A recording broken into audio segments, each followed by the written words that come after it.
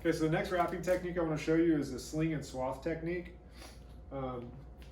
For using it for like a dislocated shoulder or a sublux shoulder.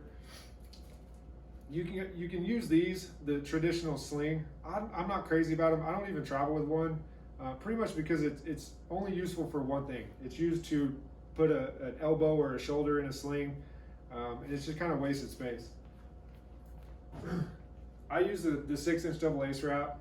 It's so useful. You can do the groin wrap, hip wrap, wrapping on ice bags, compressing anything. So I recommend using these. We're going to use this technique for a dislocated shoulder or a sublux shoulder, possible clavicle fracture. So, you know, in the slides, if you remember talking about fractures, you have to, or dislocations or fractures, you have to splint them. You have to support them before you send them to the ER.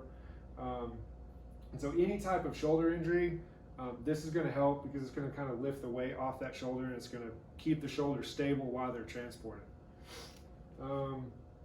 Any dislocation, any subluxation, again, treat it like a fracture. You cannot visually, we don't have x-ray vision. You can't look in there and see if there's a little bone chip.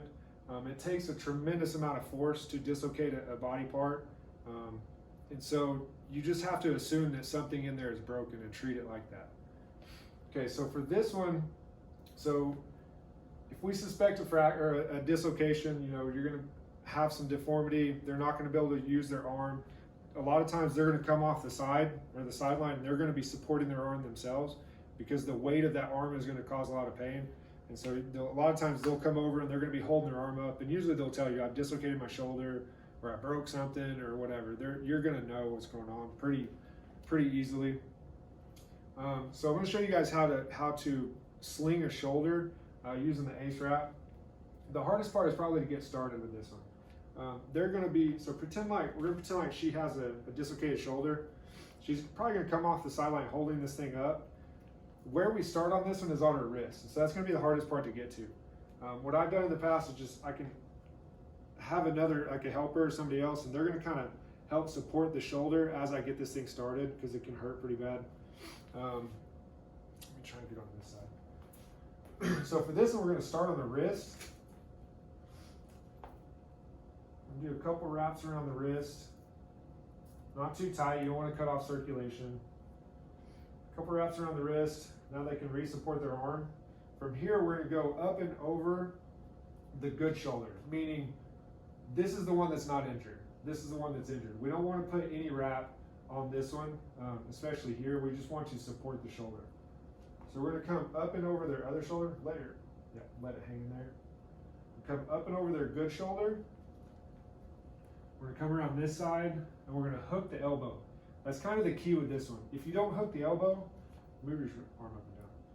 We have this body part that's dislocated is moving too much. So we have to grab the elbow to actually support the shoulder. So hook that elbow, back over the good shoulder. Usually 2 or 3 wraps around here is sufficient. Making sure we've got a good bit of support there. When you're doing this, make sure their hand is above their elbow. So if we have swelling trying to pull in this area, we want to use gravity in our favor. So we want to get that hand up so we can kind of elevate this part of the arm. It's going to help minimize swelling down here. A couple reps here. So now that's the sling part of this. So we have at this point we have support up and down. But what if the athlete needs to bend over and take off their shoe or go to the bathroom? So if she were to lean forward, relax this and lean forward. So what happens, if you can see her shoulders coming off of her torso. You can stand back up. So we need to provide some support to essentially hold the arm to the body. So we have support this way, we got to get some support this way. That's where the swathe techniques, or part of this comes in. So instead of coming up and over, we're pretty much just going to trap her arm down to her chest, going straight across, and then under the armpit on this side.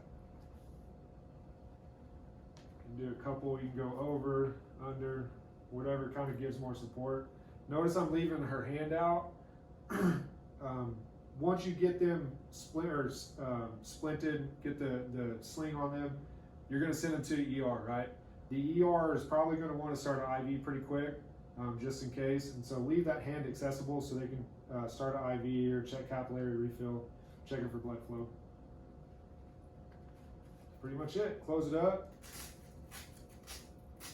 If you don't have the one with Velcro, if you have some tape left over, you can tape it down. You don't have to, but just kind of tell me in your video that you tape it down.